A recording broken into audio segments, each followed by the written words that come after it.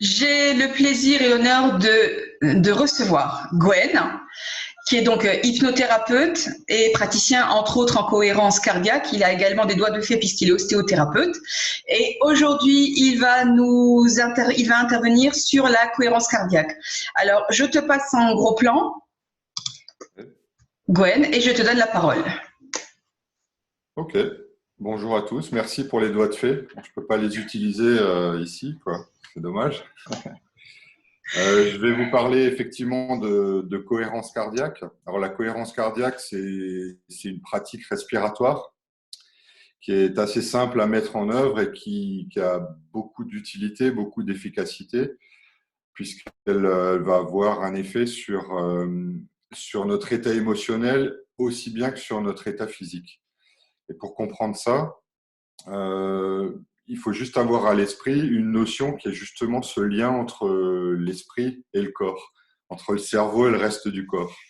On parle souvent du lien corps-esprit comme un peu une notion en développement personnel, en pratique, mais en réalité, c'est quelque chose de physique, le lien corps-esprit, puisque le cerveau communique avec le reste du corps par un réseau, on pourrait dire un réseau câblé, puisque c'est un réseau de nerfs qu'on appelle le système nerveux autonome, qui fait que entre le cerveau et le corps, il y a tout un tas d'échanges d'informations qui vont avoir une conséquence physique sur notre corps, sur notre comportement.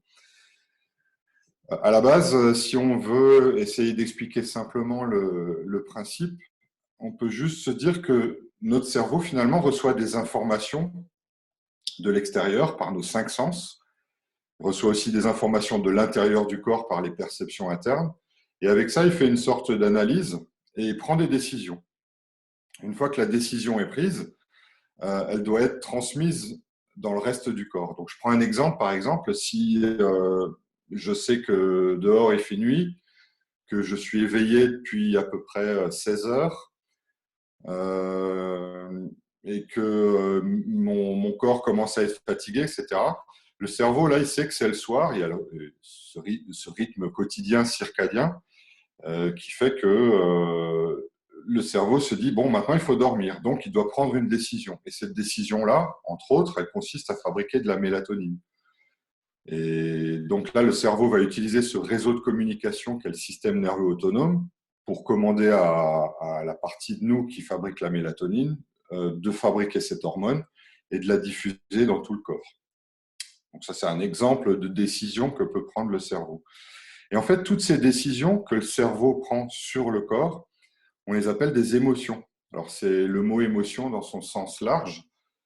C'est pas juste la colère, la joie, la peur, la tristesse qui sont des émotions. Ça sont les émotions vues du point de vue du symptôme, comme on a l'habitude de les entendre. Mais là, moi, je parle des émotions avec leur sens étymologique. Donc, une émotion, étymologiquement, c'est quelque chose qui bouge de l'intérieur vers l'extérieur. Donc, l'émotion, c'est la conséquence, en quelque sorte, de la décision du cerveau sur le reste de notre corps.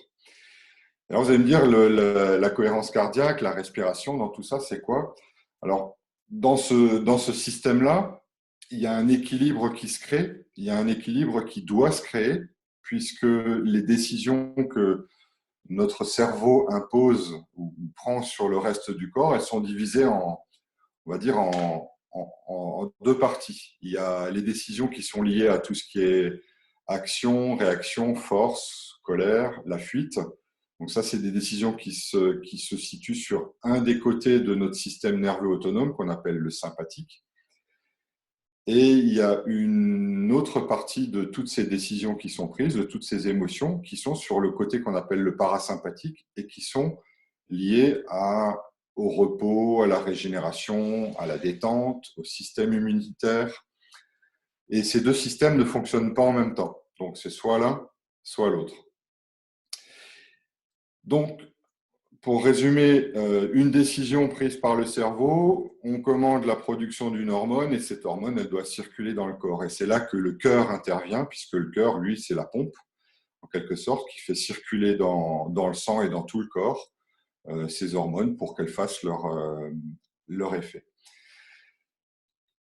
Et si on est plus dans le mode émotionnel de l'action, de la réaction, du stress, le cœur va avoir besoin d'accélérer pour distribuer tout ça un peu plus rapidement. Alors que si on est dans l'autre système, dans le système du repos, de la régénération, du sommeil, le cœur va ralentir. Mais en réalité, ces accélérations, ces ralentissements, c'est quelque chose de permanent. C'est pas pendant 1 heure j'accélère, pendant 1 heure je me repose. C'est toutes les secondes ça change. Le cœur accélère, ralentit, accélère en fonction de l'état physique, en fonction de l'état émotionnel. Et nous, en fait, le seul pouvoir qu'on a sur ce système nerveux-là, qu'on appelle autonome, donc qui par définition fonctionne en dehors de la volonté, tout seul. En fait, il y a plusieurs moyens d'action. Il y en a un, il est médicamenteux, évidemment. Prendre des médicaments pour compenser un manque ou un déséquilibre de ce système nerveux autonome, qui est entre parenthèses à la base de toutes les pathologies. Dès qu'on a une pathologie dans le corps, on peut dire qu'il y a un déséquilibre du système nerveux autonome, entre autres. Je ne parle pas seulement des blessures ou des traumas, des chocs, hein. Je parle vraiment des maladies, des pathologies. Donc, il y a une action médicamenteuse, évidemment, mais il y a aussi une action volontaire sur la respiration, puisque si on respire d'une certaine manière, on peut imposer au cœur, qui change de rythme tout le temps, on peut lui imposer pendant un certain temps d'avoir un rythme régulier, fluctuant, périodique. Et là, il se trouve que par un mécanisme on va dire d'appeler ça de biofeedback, puisqu'on s'est rendu compte que il n'y a pas très longtemps que dans le cœur, il y avait environ 40 000 neurones. 40 000 neurones à côté des 100 000 milliards du cerveau, c'est pas beaucoup, c'est même minime. Mais en réalité, c'est un vrai petit cerveau qui se trouve dans notre cœur, un cerveau qui prend des décisions, qui a une mémoire et qui a une influence sur le reste du corps. On s'est même rendu compte très récemment, donc par les études de l'Institut HeartMath aux États-Unis, que les échanges d'informations entre le cerveau et le cœur sont assez régulières, mais il y en a plus qui viennent du cœur sur le cerveau que l'inverse. Donc les décisions du cœur ont plus d'influence en quantité et en portée que celles du cerveau sur le cœur. Et c'est là que ça nous intéresse parce que si on impose, si on propose en tout cas au cœur un rythme de respiration et de fonctionnement équilibré et régulier, finalement, par résonance, c'est lui qui va transmettre cet équilibre dans le reste du corps et non pas le cerveau. Le cerveau qui, lui, réagit en fonction de ses perceptions, en fonction de ses analyses, ses filtres, et qui va se dire, bon, ben voilà, il y a un déséquilibre et qui va peut-être l'amplifier souvent par l'état émotionnel.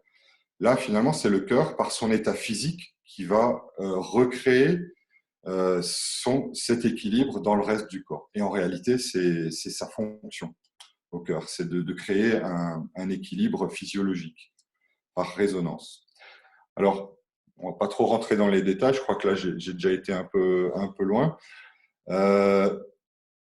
Il y a plusieurs techniques pour faire ça, pour créer cet équilibre. Alors, c'est une technique respiratoire qui consiste simplement à respirer de manière régulière sur un certain rythme.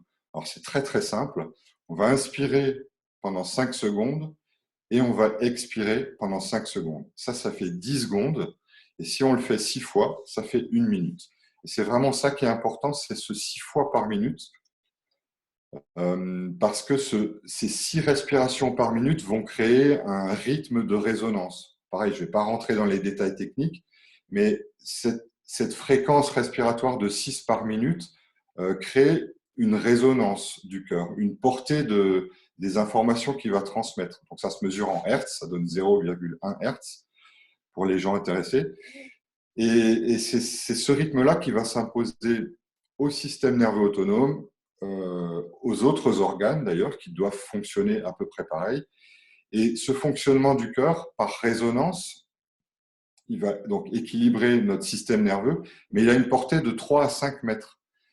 Ça veut dire ça que non seulement nos organes vont profiter de ce rythme respiratoire et de cet équilibrage, mais aussi les personnes qui se trouvent à proximité. Donc on peut très bien faire de la cohérence cardiaque et en faire profiter une personne qui se trouve à proximité, même le chat, le chien, un enfant, papy, mamie, etc., quoi. Donc c'est bénéfique pour tout le monde. Alors comment ça marche? L'idée, c'est de pratiquer la cohérence cardiaque au départ 3 fois par jour, à des moments précis de la journée.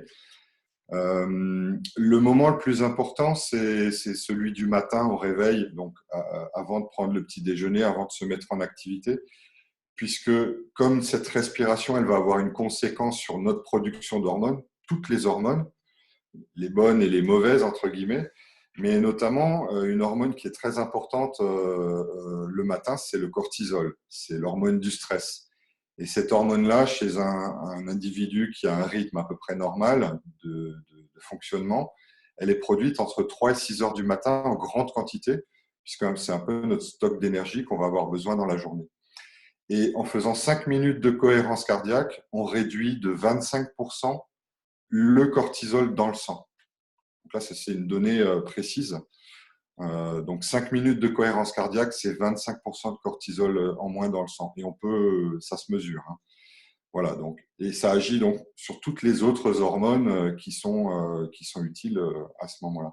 Donc première pratique de 5 minutes le matin au réveil. Voilà, on fait ces 5 minutes. Et comme les effets d'une cohérence cardiaque de 5 minutes sont rémanents, on va dire à peu près sur 4 à 6 heures, la suivante, on peut la faire 4 à 6 heures après.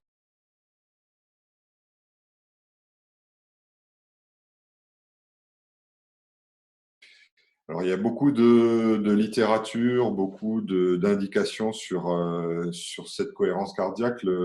Le plus connu, je ne l'ai pas emmené le livre là, mais c'est le petit livre de David O'Hare qui s'appelle 3-6-5 cohérence cardiaque.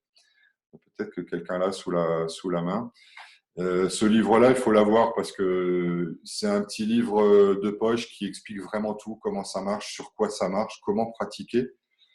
Et au début, on va s'aider avec un guide. Alors, je ne sais pas si je vais pouvoir donc partager, comme on a fait tout à l'heure, le petit guide Respirelax. C'est une petite application que vous pouvez mettre sur votre téléphone. Essaye de faire le partage d'écran. Essaye de faire le partage d'écran comme tout à l'heure. Qu'on puisse voir. Enfin, moi, je sais ce que c'est la cohérence cardiaque. Voilà. Et c'est quelque chose qu'on peut tous télécharger. Vas-y, mets en marche. Alors, mets en marche, tac. Voilà. Donc, cette application, en fait, vous m'entendez? Oui, c'est impec. Oui. Donc, l'application, elle permet de suivre un rythme respiratoire pendant le temps qu'on décide. On peut choisir des séances de 5 minutes, 6 minutes, 10 minutes. Et simplement, il s'agit de suivre la petite bille. Donc, quand elle monte, on inspire, ça dure 5 secondes. Et quand elle descend, on expire. Voilà. Et en plus, je ne sais pas si vous l'entendez là, mais l'application fait un petit signal sonore à chaque fois qu'elle arrive en haut et en bas. Donc là, on a une application. Alors, ce qu'il faut quand même un peu garder à l'esprit, c'est qu'au départ, on utilise des guides pour s'habituer à ce rythme de 6 fois par minute qui n'est pas naturel. Habituellement, on respire 15 à 20 fois par minute et ça change tout le temps. Là, on va demander à notre organisme de s'habituer à 6 fois par minute. On va surtout essayer d'avoir la notion de ce que c'est 5 secondes. Alors là, c'est facile puisqu'on voit la bille qui monte et on a le petit signal. Mais ça occupe notre esprit de suivre ceci, de ne plus avoir besoin du bip et de pouvoir se mettre vraiment de manière totalement autonome en cohérence cardiaque. Et c'est là que les effets seront vraiment maximum parce qu'on aura vraiment l'esprit, le cerveau libre de toute contrainte, de tout bruit, de toute préoccupation qui nous demande de faire une analyse. Et on pourra utiliser cette capacité à travailler sur autre chose. Donc ça, c'est la suite de l'utilité de la cohérence cardiaque, c'est vraiment de l'utiliser sur la gestion des émotions, l'intelligence émotionnelle et des choses un peu plus pointues comme la gestion du poids également en cohérence cardiaque. Mais en tout état de cause, ce qui est important de savoir, c'est que pendant qu'on s'entraîne comme ça, même avec un guide, les effets hormonaux sont de toute façon présents. Donc, ce n'est pas parce qu'on est en train de s'entraîner et de s'adapter qu'on se dit, bon, ben, les effets de la cohérence cardiaque, ce sera peut-être dans 3 semaines, dans un mois, dans 6 mois. Non, c'est tout de suite. Donc, la première cohérence cardiaque que vous allez faire, dans la première minute, votre production hormonale va changer, va s'équilibrer. Vous allez peut-être en avoir des effets. Les premiers effets qu'on se rend compte, c'est peut-être des gargouillis dans le ventre, qui est signe que le système digestif s'active, donc le côté parasympathique. Peut-être aussi des bâillements. Peut-être aussi un peu des états un peu au niveau, pas comme des nausées, mais on plane un peu. Donc ça aussi, c'est un effet de la cohérence cardiaque. Voilà. En tout cas, c'est à garder à l'esprit, surtout en ces temps qu'on est en train de vivre aujourd'hui.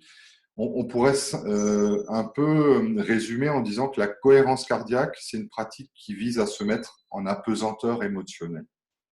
Donc, on n'est plus sur un système ou sur l'autre d'ailleurs, on est vraiment dans une sorte d'apesanteur.